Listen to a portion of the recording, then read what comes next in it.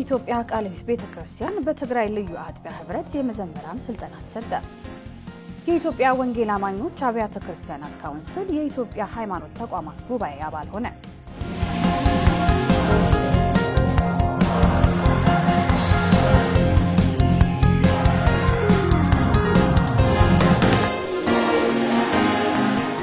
ሰላም ጤና ይስጥልን ውድ ተመልካቾቻችን ከአባታችን ከእግዚአብሔር ከልጁም ከክርስቶስ ኢየሱስ ሰላምና ጸጋ ለእናንተ ይሁን። የዕለቱን መረጃ ይዘንላችሁ ቀርበናል። ከእናንተ ጋራ የምቆየው እኔ ጽጌረዳ አለሙ እንዲሁም ከመላው የስቱዲዮ ባለሙያዎች ጋራ በጋራ በመሆን ነው። አብራችሁን ቆዩ። የኢትዮጵያ ወንጌል አማኞች አብያተ ክርስቲያናት ካውንስል የኢትዮጵያ የሃይማኖት ተቋማት ጉባኤ አባል ሆነ። የኢትዮጵያ ሃይማኖት ተቋማት ሲያካሂደው በነበረው ተቋማዊ ሪፎርም በተሳካ ሁኔታ ለመተግበር በከፍተኛ ሁኔታ የሚረዳውን የተቋማዊ የዳሰሳ ጥናትና የጉባኤ መተዳደሪያ ደንብ የማሻሻያ ስራ እንዲያካሂድ የተሰጠውን ኃላፊነት መሰረት በማድረግ ከአንድ ዓመት በላይ ሲዘጋጅ የነበረውን የተቋማዊ ዳሰሳ ጥናትና ሪፖርት ለሶስተኛ ጊዜ ማሻሻያ የተደረገበትን የጉባኤውን ረቂቅ መተዳደሪያ ደንብ በካፒታል ሆቴል ለኢትዮጵያ የሃይማኖት ተቋማት ጉባኤ ጠቅላላ ጉባኤ አባላት አቅርቧል። የተቋሙ ጠቅላላ ጉባኤ አባላትም የቀረበላቸውን ሪፖርትና የማሻሻያ ሰነዶች በጥልቀት ከገመገሙና ሰፊ ውይይት ካደረጉበት በኋላ በሰነዶቹ ላይ መካተት ያለባቸውን ተጨማሪ ሐሳቦች እንዲካተቱ በማድረግ ሁለቱንም ሰነዶች አጽድቀዋል። ጉባኤው በዋናነት የሚከተሉትን 3 ዋና ዋና ውሳኔዎች በጋራ አስተላልፏል። አንደኛ፣ የጉባኤ አባል የነበሩት 7 የሃይማኖት ተቋማት ቁጥር ከ7 ወደ 5 እንዲቀንስ በማድረግና የኢትዮጵያ የወንጌል አማኞች አብያተ ክርስቲያናት ካውንስል የጉባኤውን አባል ለማድረግ የአደረጃጀት ለውጥ እንዲደረግ ከመወሰኑም ባለፈ ጉባኤው ይበልጥ አካታች የሚሆንበትን አሰራር እንዲዘረጋ ከውሳኔ ላይ ደርሷል። ሁለተኛ፣ ለሕዝብ የሚሰጠውን አገልግሎት ይበልጥ ማስፋት ይቻል ዘንድ የራሱ የሆነ የልማት ክፍል በማደራጀት በሰብአዊ ድጋፍና በልዩ ልዩ የልማት ስራዎች ላይ በስፋት እንዲሳተፍ የሚያስችለውን አሰራር ተግባራዊ እንዲደረግ በሙሉ ድምጽ ወስኗል።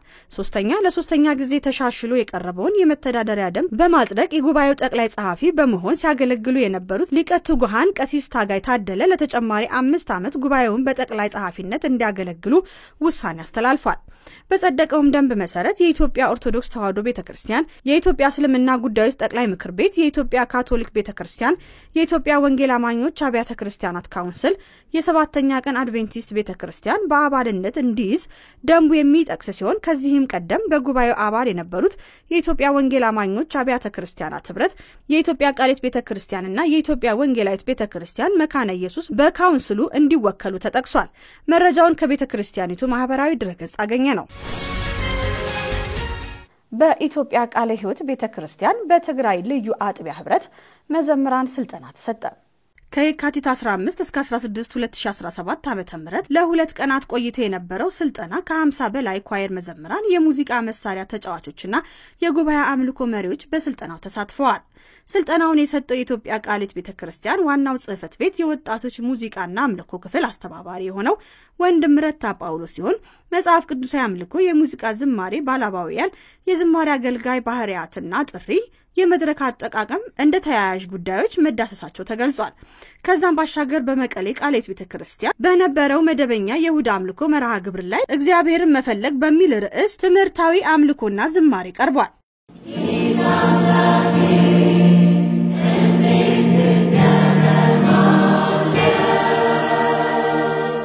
እንደገና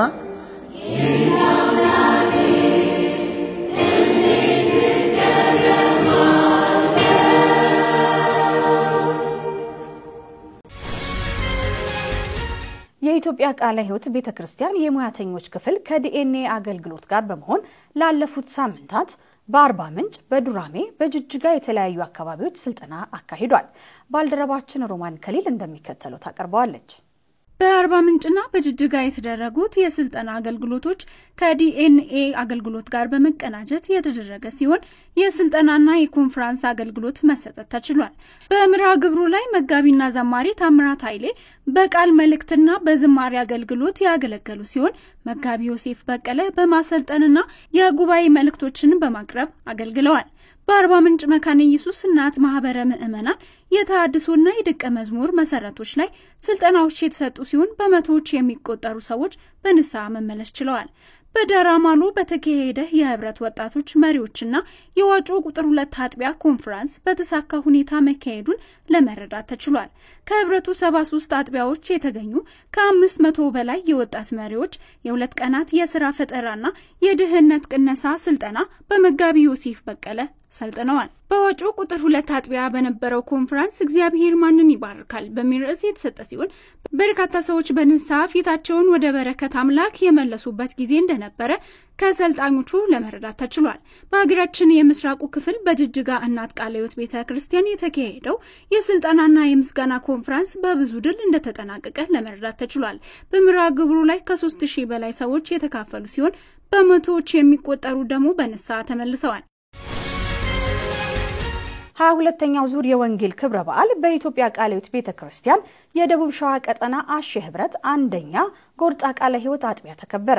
22ኛው ዙር የወንጌል ክብረ በዓል በደቡብ ሸዋ ቀጠና አሼ ህብረት አንደኛ ጎርጣ ቃለ ሕይወት አጥቢያ ቤተክርስቲያን ሲከበር የታላቁ ተልእኮ ጥሪ ከሰማይ ጩኸት በሚል ርዕስ ሲሆን ከመላው ሀገሪቱ ውስጥ ለወንጌል አገልግሎት የተሰማሩ ቁጥራቸው 69 የሚሆን የብሔራዊ የክልላዊና አካባቢያዊ የወንጌል አገልጋዮች እንዲሁም ከኢትዮጵያ ቃለ ሕይወት ቤተክርስቲያን ዋናው ጽሕፈት ቤት ሚሽንስ መምሪያ ኃላፊና ተጠባባቂ ምክትል ዋና ጸሐፊ ዶክተር ቀለሜ ቃና በሚሽን መምሪያ የወንጌል ማህበርተኞች አገልግሎት ክፍል ዋና አስተባባሪ የሆኑት መጋቢ ተክሉ ጋሻውና ሌሎች ተጋባዥ እንግዶች በተገኙበት የወንጌል ክብረ በዓል መርሃ ግብሩ ተከናውኗል። መርሃ ግብሩ በአጠቃላይ ከየካቲት 5 እስከ 6 2017 ዓ.ም ድረስ ለመስክ አገልጋዮች ስልጠና በመጋቢ ተክሉ ጋሻው የተሰጠ ሲሆን ዓመታዊ የሥራ አፈጻጸም ሪፖርት ከተላኩት ከ69 አገልጋዮች ለህብረት መሪዎች ቀርቧል። ከመስክ አገልጋዮች በቀረበው ሪፖርት መሰረት በ2016 እና 17 የካቲት መግቢያ ድረስ በርካታ ነፍሳት ወደ እግዚአብሔር መንግስት የተጨመረ መሆኑን በሪፖርቱ ተገልጿል። በኮንፈረንሱ የህብረቱ ሮቦት ኳየር መዘምራን እንዲሁም ዘማሪ ዮሴፍ ሳሙኤል ለወንጌል ልብን የሚያዘጋጁ ዝማሬዎችን በማቅረብ ስብከቶቹ ለወንጌል መኖር፣ ማገልገል፣ መጸለይ፣ መስጠት፣ መባረክ እንደሆነ መልእክት የተላለፈበት ሲሆን ምዕመናኑን በታላቅ መሰጠትና በመታዘዝ የእግዚአብሔርን ቃል በመስማትና ጌታን በማምለክ ወንጌልን ለማስቀጠል ከቤታቸው ስጦታ ይዘው በመምጣትና ቃል በመግባትም ከዚህ ቀደም ላገለገሉ የምስክር ወረቀትና የተለያዩ ስጦታዎች ተበርክቶላቸዋል። ለምድሪቱም ሰላም ጸጥታ ጸሎት ተደርጎ መርሃ ግብሩ ተጠናቋል። ውድ ተመልካቾቻችን አሁን ደግሞ ወደ ውጭ ሀገር መረጃ አልፋለሁ። በታንዛኒያ 16 የትዳር አጋሮችና 104 ያላቸው አባት የአባቴን አደራ አልበላሁም ሲሉ መደመጣቸውን ተከትሎ መነጋገሪያ ሆነዋል። ባልደረባችን ሮማን ከሊል እንደሚከተለው ታቀርበዋለች። አዛውንቱ ሁሉንም ቤተሰብ ማስተዳደር ቢችሉም የልጆቻቸውን ስም ማስታወስ ግን እንደከበዳቸው ይነገራል። የትዳር አጋሮቻቸው መካከል 7ቱ እህታማማቾች ሲሆኑ 40 ልጆች በህመም በአደጋ አጥተዋል። እንኳን ጎጆ ቀልሶና ልጆች ወልዶ አንድ ራስን ማስተዳደር በከበደበት በዚህ ወቅት ታንዛኒያዊው አዛውንት 16 የትዳር አጋሮች አግብቶ ቤተሰባቸውን ማስፋፋት ላይ ተጠምዷል። ዶምቤ በተባለ ትንሽዬ መንደር ነዋሪ የሆኑት ኤርኔስቶ ሙንቺ ካፒታንጋ 404 ልጆችና 144 የልጅ ልጆችን እንደ አንድ ቤተሰብ በማስተዳደር ላይ ናቸው። የራሳቸው ቤተሰብ መንደር የመሰረቱት ካፒታንጋ ሁሉንም አጋሮቻቸው የራሳቸው ቤት እንዲኖራቸው አድርገዋል። ካፒታንጋ በቅርቡ ከአፍሪማካስ ጋር ቃለ ምልልስ ሲያደርጉ ከአንድ በላይ ሚስት እንዳገቡ የወተወቷቸው አባታቸው እንደሆኑ ተናግረዋል። በፈረንጆቹ 1961 የመጀመሪያ የትዳር አጋራቸውን ያገቡት አዛውንቱ ከአንድ ዓመት በኋላ የመጀመሪያ ልጃቸውን አግኝተዋል። የልጅ ልጅ ማየታቸው ያስደሰታቸው የካፒታንጋ አባት ልጃቸውን በአንድ ሚስት እንዳይወሰንና ተጨማሪ የትዳር አጋር የሚያገባ ከሆነ ለባል የሚሰጠውን ጥሎሽ ራሳቸው እንደሚከፍሉ ቃል ይገባሉ። አባቴ የኛ ጎሳ ትንሽ ስለሆነ ላስፋፋው ፈልጋለሁ አሉኝ የሚሉት ካፒታንጋ የአባታቸውን ተልእኮ ለማስፈጸም ይተጉ ጀመር። የመጀመሪያ 5 ሚስቶቻቸውን ጥሎሽ አባታቸው ችለው ቤተሰቡ እየተስፋፋ መጣ። በዚህ ግን አላቆመም። የአባታቸውን ምክር የሰሙት ካፒታንጋ የሚስቶቻቸውን ቁጥር 20 አደረሱት። 4ቱ በሞትና በፍቺ ቢለዩአቸውም በአሁኑ ወቅት 16 ሚስቶች አሏቸው። 104 ልጆችና 144 የልጅ ልጆችን አፍርተዋል። የአዛውንቱ የተከበረ ስምና ዝና ሁሉም በእኩል የሚመለከቱበትና ለችግሮች የሚሰጡት ሚዛናዊ መፍትሄ 7 እህታማማቾችን እንዲያገቧቸው እስከ ማስገደድ ደርሷል። ይህ ቤተሰብ ማስተዳደር አልከበዶትም ወይ በሚል ለተነሳላቸው ጥያቄ ሁሉም የእርሻ መሬት ስላላቸው ከብት ስለሚያረቡ ገቢ አያሳስምም የሚል ምላሽ ሰጥተዋል። ኤርኒስቶ ሙንቺ ካፒታንጋ አንድ ነገር ግን ከብዷቸዋል። የልጆቻቸውና የልጅ ልጆቻቸውን ስም ማስታወስ። እስከ 50ኛ ያሉት ልጆቻቸውን በደንብ የሚያስታውሱት አዛውንቱ የቀሪዎቹን 64 ልጆች ግን ስም ለመጥቀስ ግን ፊታቸውን መመልከት ይኖርባቸዋል። ካፒታንጋ 40 ልጆቻቸውን በህመም አደጋ አጥተዋል። ቀሪ በርካታ ልጆችን ግን የእርሳቸው መኖር ይሻሉና ሀዘናቸውን ችለው የአባታቸውን ተልዕኮ ማስፈጸም ተያይዘውታል። ውድ ተመልካቾቻችን ለዛሬ ያዝንላችሁ መረጃዎች እነዚህን ይመስሉ ነበር። ከናንተ ጋር አብሬ የቆየሁት እኔ ጽጌረዳ አለሙ እንዲሁም ከመላው የስቱዲዮ ባለሙያዎች ጋር በጋራ በመሆን ነበር። ከቀሪ የህይወት ቴሌቪዥን ፕሮግራሞች ጋር መልካም ቆይታ